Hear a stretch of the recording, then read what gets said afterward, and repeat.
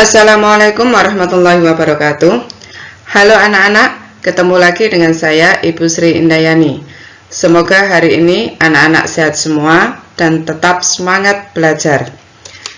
Anak-anak, pada pertemuan kali ini kita masih membahas materi listrik statis dengan sub pokok bahasan kapasitor.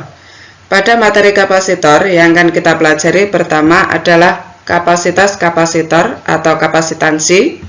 Kemudian yang kedua, kapasitas kapasitor keping sejajar. Anak-anak, ini adalah gambar kapasitor yang dapat kalian jumpai di toko-toko elektronik. Anak-anak, ini adalah kapasitor. Kapasitor ini terdiri dari dua plat konduktor yang dipasang berdekatan satu sama lain, tapi tidak bersentuhan.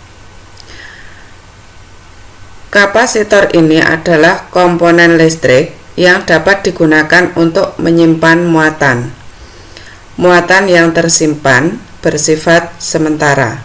Ketika kapasitor dihubungkan dengan baterai, maka kapasitor akan terisi muatan.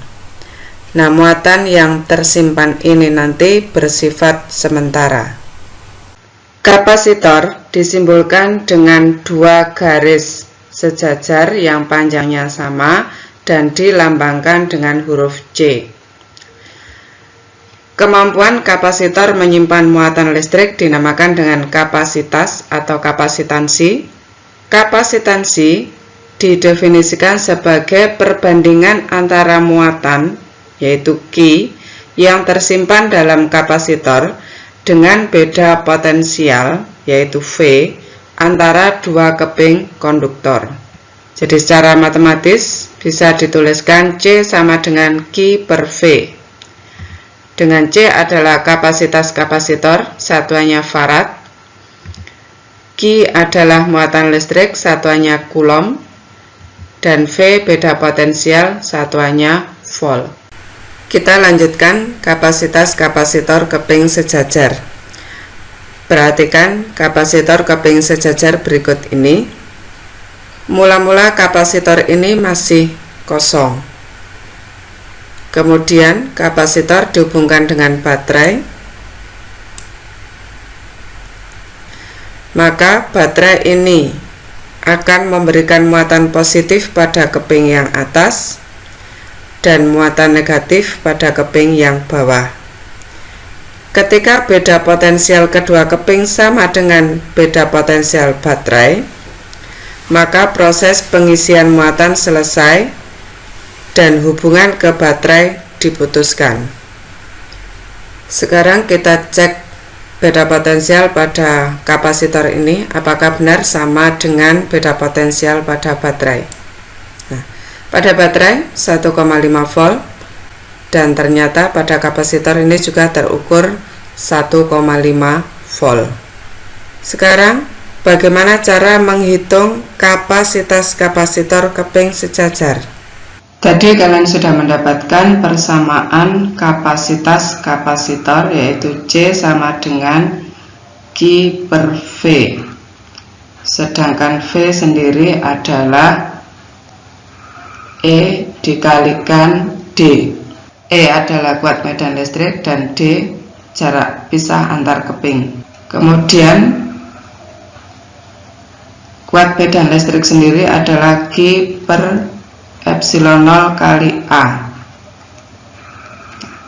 Di sini ada Q, kemudian Q bisa dicoret sehingga menjadi epsilon 0 A per D.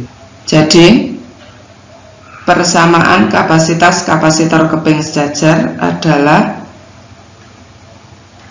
C sama dengan epsilon 0 kali A per D.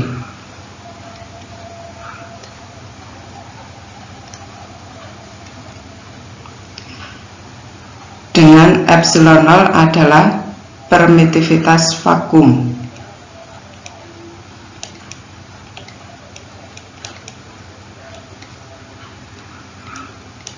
Vakum atau udara. yang nilainya 8,85 kali 10 pangkat min 12.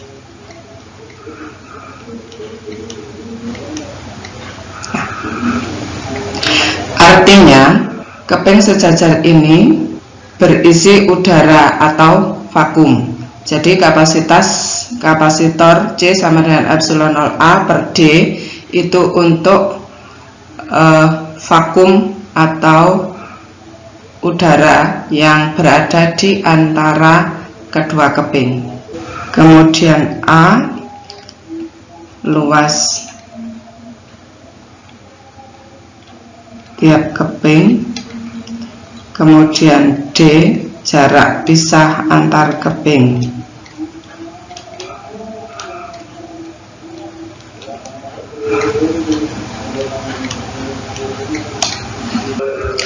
Dari persamaan ini dapat kita lihat bahwa kapasitas kapasitor sebanding dengan luas kepingnya dan berbanding terbalik dengan jarak pisah antar keping. Artinya, makin besar luas kepingnya, maka kapasitas kapasitornya akan makin besar. Dan makin besar jarak pisah antar keping, maka kapasitas kapasitornya makin kecil. Dari persamaan kapasitas kapasitor tadi, bahwa kapasitansi berbanding lurus dengan luas keping sejajar. Artinya, makin besar luas keping sejajarnya, maka kapasitansinya makin besar, dan sebaliknya. Perhatikan simulasi ini. Luas keping sejajarnya 100 mm persegi, kapasitansinya 0,15 pikofarad. Nah, sekarang coba kita perbesar selnya menjadi 200 mm persegi. Nah, ternyata kapasitansinya naik menjadi 0,30 pikofarad. Artinya, ketika luas penampang keping sejajarnya diperbesar, maka kapasitansinya menjadi lebih besar. Berikutnya, kapasitas kapasitor berbanding terbalik dengan jarak antara kedua keping. Artinya, makin kecil jarak antar keping, maka kapasitansinya makin besar. Dan sebaliknya, misalnya ini jarak antar kepingnya adalah 6 mm, kapasitansinya 0,30 pikofarad. Nah, sekarang coba kita kecilkan menjadi 3 mm.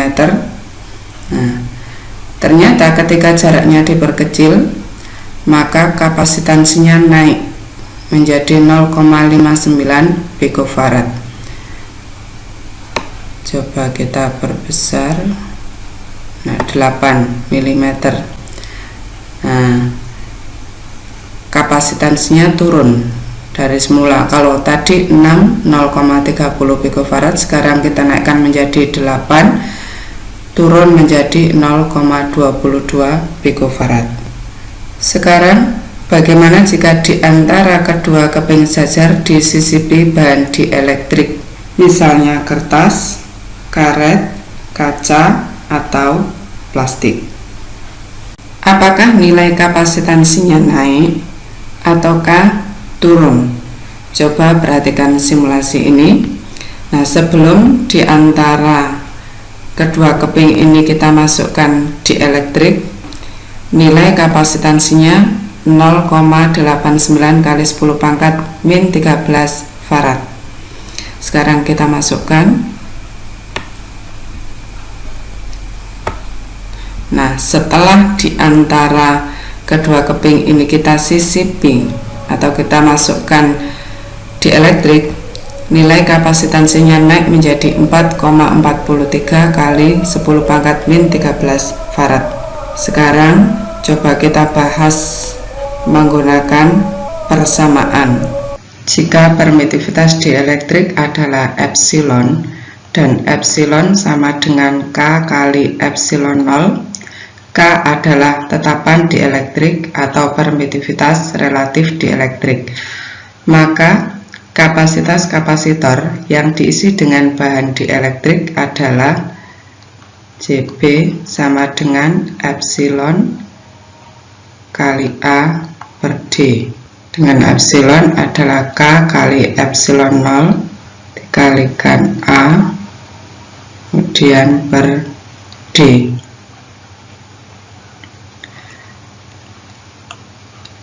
K epsilon 0A per D ini adalah C0,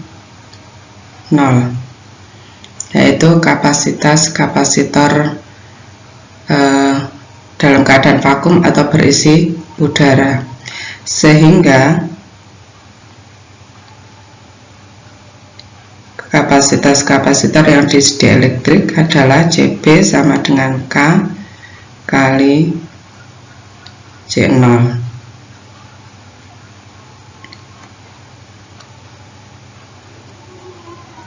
Dari persamaan ini dapat dilihat, nilai K itu lebih besar dari 1, sehingga ketika kapasitor itu disisipi dengan dielektrik, maka nilainya akan lebih besar dari kapasitor dalam keadaan vakum atau tanpa diisi dielektrik atau berisi udara. Cb adalah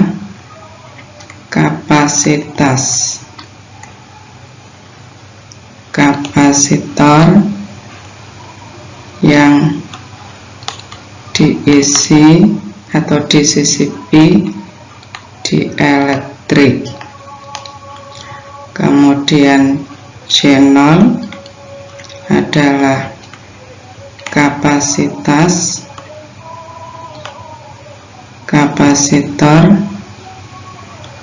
terisi udara atau vakum, sedangkan K konstanta dielektrik. Perhatikan contoh soal berikut ini. Keping-keping sebuah kapasitor Schaerer memiliki luas 40 cm persegi dan terpisah pada jarak 1,0 mm. Epsilon 0 sama dengan 8,85 kali 10 pangkat min 12 coulomb persegi Newton pangkat min 1 meter pangkat min 2. Ketika kapasitor dihubungkan ke baterai 45 volt, berapa muatan tiap keping? Perhatikan cara penyelesaiannya. Diketahui yang pertama luas, yaitu A sama dengan 40 cm persegi, kemudian dijadikan meter persegi, berarti 40 kali 10 pangkat min 4 meter persegi, atau bisa ditulis 4 kali 10 pangkat min 3 meter persegi.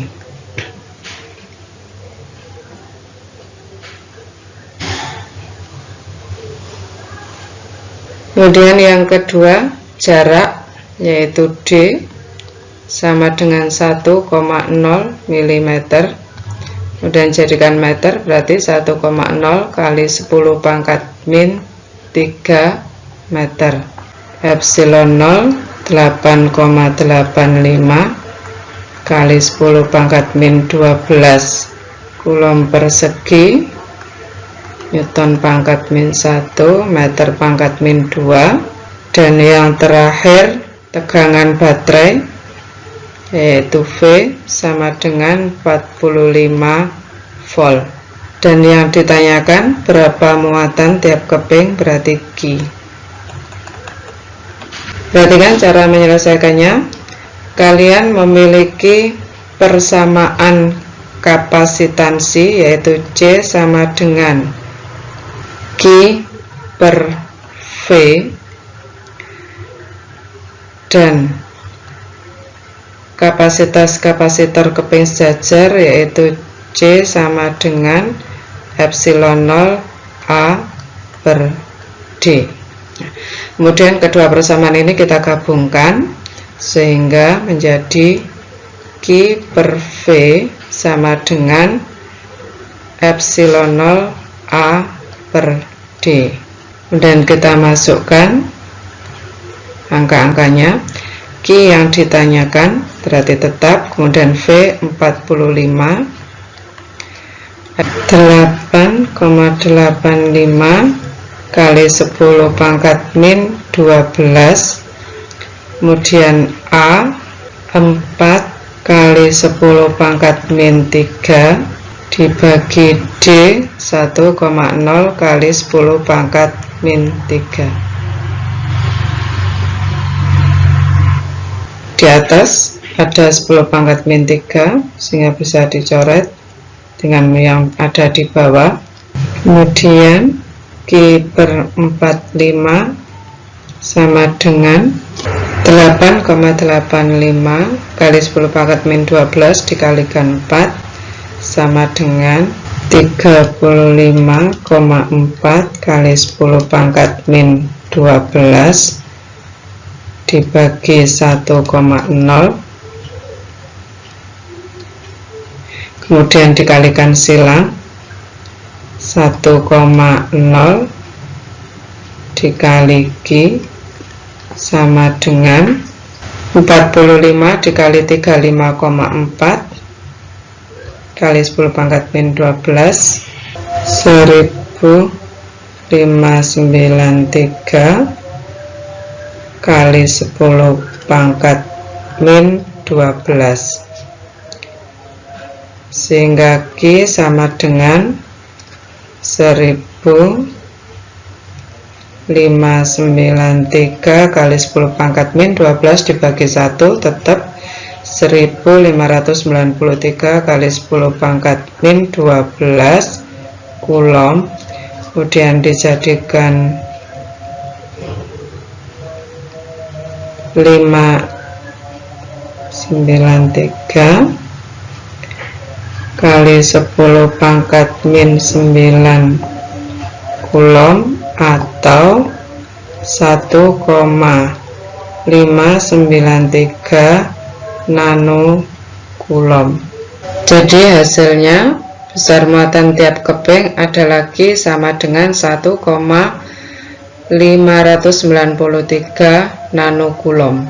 Demikian tadi penjelasan materi kapasitas kapasitor. Semoga anak-anak bisa memahaminya. Untuk pertemuan hari ini cukup sekian dulu. Terima kasih. Assalamualaikum warahmatullahi wabarakatuh.